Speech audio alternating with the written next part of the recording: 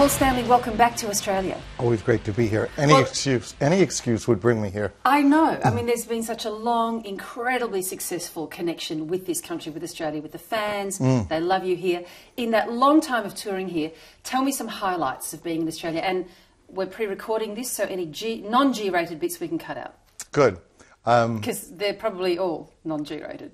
Well, you know, it's very easy to sit here and brag because I think a lot of rock and roll musicians have a tendency to fantasize what they do in their spare time to try to one-up each other. But in my case, it's all true. But Australia has always been phenomenal for us. You know, when we first came here in 1980, it was dubbed Hysteria. Yeah. And literally, we were prisoners in the hotels and helicoptered into stadiums and front page news every day. The people have always been spectacular, and the country has a familiarity for me. But at the same time, it has a identity all its own. You know, and the women are spectacular. You also don't know how to make a bad Shiraz. So yeah, everything's terrific here, and always has been. Why so popular here, do you think? I mean, in a sense, it's probably a silly question because you're just so incredibly popular wherever, you know, whichever market you've tried to get into, it's worked. But that thing with Australia, and I guess that pretty raw sort of rock and roll attitude that you find here, is that the thing? Is that the connection? You know, I think we have a real positive energy about us. I think, you know, KISS has always been about self-empowerment and about believing in yourself and feeling that anything is possible if you work hard for it. So it's all good stuff, and we're a nice bunch of guys, you know, and we do a hell of a show. You do a hell of a show. How are the knees? How's the voice? You know, everything changes. You know, you'd be a fool to think that life doesn't take its toll.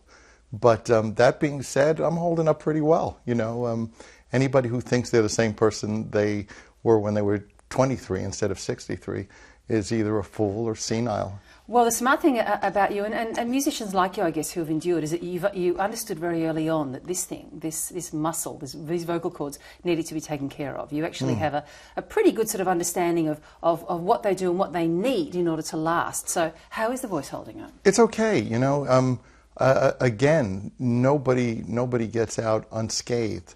It really is biomechanics. What happens as you get older is that your vocal cords stiffen, unlike other parts of your body that tend to not stiffen as much. But and there's the non-G-rated bit. Yep, go on. Everywhere around the world we try to tell people there are no borders, there are no prime ministers, there are no presidents. There's only one nation, that's KISS Nation. There's only one rock and roll national anthem. Rock and roll all night, party every day. You write songs in your 20s that you never ever consider singing in your 60s. You just have to look at any of my contemporaries, you know, yeah. with one or two glaring exceptions. Everybody's, you know, fighting the same thing. And we all, very funny, we all talk about it. Is the falsetto still in place? Falsetto's really in place. I mean, good. That's pretty pristine.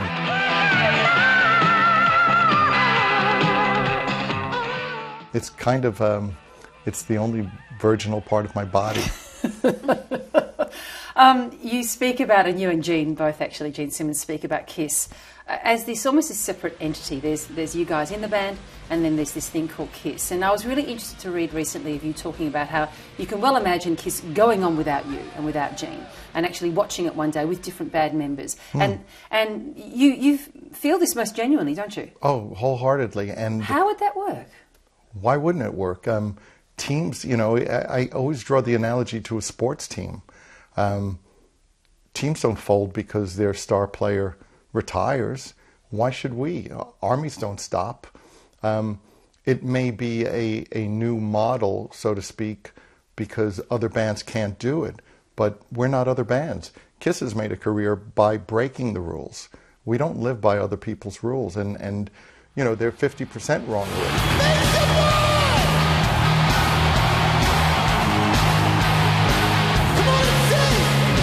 Tommy and Eric, you know, there's nobody who believes in this band more than they do, or gives more than they do. So there's a whole generation and a whole bunch of fans who don't know anything except Tommy and Eric. That's a fair point. You mentioned 50% wrong about the band because, of course, you and Gene are the only original members left.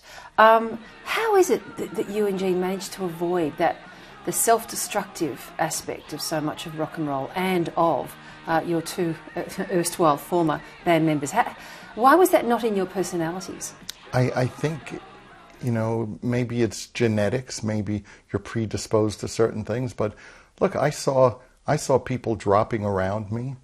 I saw people lose their creativity, lose their joie de vivre, you know, their love of life. I looked at it and said, at all costs, let's avoid this.